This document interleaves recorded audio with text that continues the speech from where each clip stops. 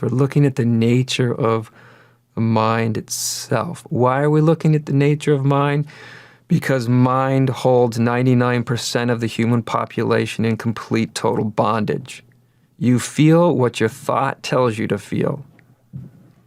And since the thoughts are so conditioned and they're so unpredictable, you never know how you're going to feel from one moment to the next, or respond, or whatever.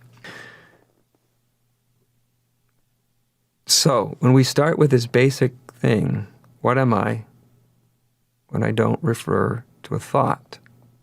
And again, you're asking the question not so you can get an answer, because if you get an answer, it's just another concept.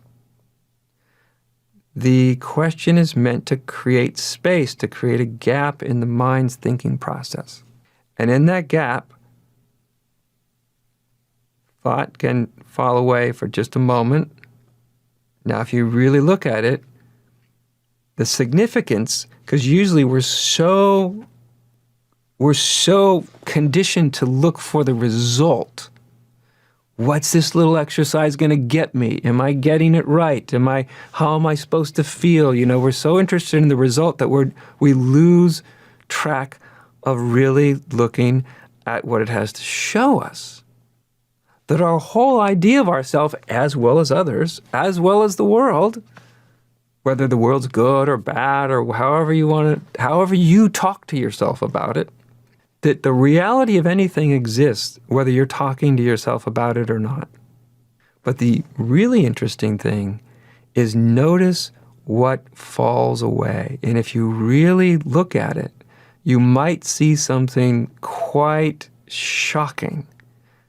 It can be frightening, and it can also be extremely liberating.